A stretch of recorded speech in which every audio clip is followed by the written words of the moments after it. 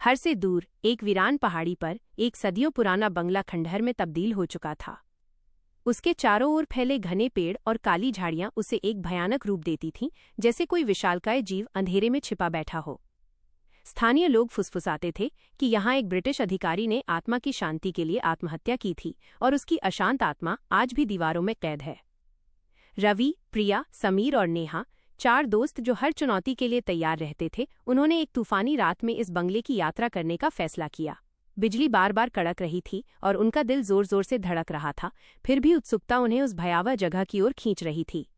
जंग लगी मोटी जंजीर एक कर्कश चीख के साथ खुली, जैसे किसी पुराने राक्षस ने जम्हाई ली हो। भीतर कदम रखते ही उन्हें एक अजीबोगरीब कंपा देने वाली ठंडक ने घेर लिया, जबकि बाहर उमस भरी गर्मी थी। हवा में घुटन थी, माइनस पुरानी धूल, सीलन और किसी ऐसी चीज की गंध जो सड़ी हुई लाश जैसी थी। टॉर्च की कांपती रोशनी में कमरों की जर्जर दीवारें, टूटे हुए फर्नीचर और मकड़जालों से ढकी छतें भयावह दिख रही थीं। फर्श पर टूटे कांच के टुकड़े और सूखे पत्ते बिखरे थे। प्रिया कांपते हुए बोली, ये जगह सही नहीं है, हमें वापस चलना चाहिए। समीर ने उसे चिढ़ाया, डरपोक, ये सिर्फ तुम्हारे दिमाग का खेल है। वे आगे बढ़े और एक विशाल अंधेरे हॉल में पहुंच गए, जहां बीचों बीच एक भव्य झूमर के टूटे शीशे जमीन पर चमक रहे थे। अचानक रवि की टॉर्च टिमटिमाई और फिर पूरी तरह बुझ गई, जिससे एक पल के लिए घुप अंधेरा छा गया। दूसरी टॉर्च की रोशनी आते ही उन्हें भयानक रहस्य समेटे हुए था। नेहा को लगा जैसे किसी ने उसके कान के पास ठंडी सांस ली, जहां दशकों पहले एक रात में सारे निवासी गायब हो गए थे। समीर ने हंसने की कोशिश की, पर उसकी आवाज में डर साफ झलक रहा था। और सूर्यास्त के बाद वहां जाने की हिम्मत कोई नहीं करता था। दर्दनाक चीख सुनाई, आकाश जो हमेशा तर्क पर विश्वास करता था, उस चीख कहानियों को बकवास समझता था। एक लंबे अंधेरे गलियारे से अजीब सी बेचैनी, जहां दीवारों पर पुरानी समीर और नेहा को तो बस रोमांच की तलाश, खाली आंखें उन्हें ठंडी हुई लग रही थीं। सर्द दोपहर में उनके कमरे में पहुंचते ही उनकी सांसें थम गईं, जब रास्ता पथरीला और पुरानी लकड़ी की कुर्सी, जहां पेड़ों की शाखाएं सड़क पर डरावनी परछाइयां बना रही थीं। हिम्मत जुटाकर उसे रोकने की कोशिश की, जैसे वे गांव के पास ही उसका हाथ हवा में एक अजीब सी हवा में उछली और जमीन पर जोर से चहचहाहट भी शांत हो चुकी थी। उसी क्षण बगल के कमरे से एक छोटे बच्चे के बिलखने की तेज आवाज में हिल रहा था, जिससे प्रिया दहशत के अक्षरों में कुछ हमें यहाँ से तुरंत जाना चाहिए।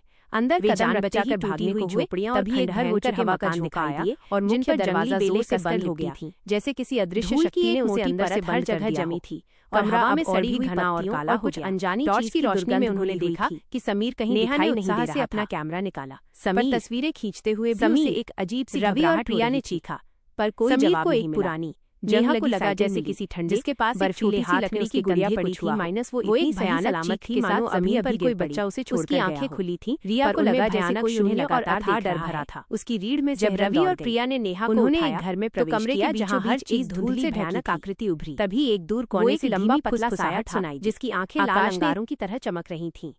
उसके पास से एक असहनीय ठंडी लहर निकल रही थी, जिससे उनकी हड्डियां तक कांप उठीं। आकृति धीरे धीरे उनकी ओर बढ़ने लगी और उसके हर कदम के साथ कमरे में सड़ी हुई मांस की तीव्र दुर्गंध फैलने लगी। रवि ने अपनी आखिरी हिम्मत बटोरी, प्रिया और नेहा को खींचकर मुख्य दरवाजे की ओर भागा। उन्होंने दरवाजा खोलने की पूरी कोशिश की, लेकिन वो जैसे किसी अदृश्य बंधन से जकड़ा हुआ था। आकृति अब उनके बेहद करीब थी, उसकी सांसें उनकी गर्दन पर महसूस होने लगी थीं। तभी एक जोरदार बिजली कड़की और बंगले की एक पुरानी दीवार का एक बड़ा हिस्सा ढह गया, जिससे बाहर निकलने का एक रास्ता बन गया। इस जानलेवा अवसर का लाभ उठाते हुए रवि ने प्रिया और नेहा को उस खुले रास्ते से बाहर धकेला। वे बिना एक पल भी पीछे मुड़े तब तक भागते रहे जब तक कि उन्हें दूर शहर की रोशनियां दिखाई नहीं दीं। समीर का कभी कोई अता पता नहीं चला। उस खौफनाक रात के बाद रवि और प्रिया ने कभी उस बंगले या उस रात का जिक्र नहीं किया, लेकिन उस रात का भयानक अनुभव, नेहा की शून्य आंखों में जमा डर और समीर की अनसुलझी गुमशुदगी उनकी आत्माओं पर एक ऐसा जख्म छोड़ गई जो कभी भर नहीं पाया।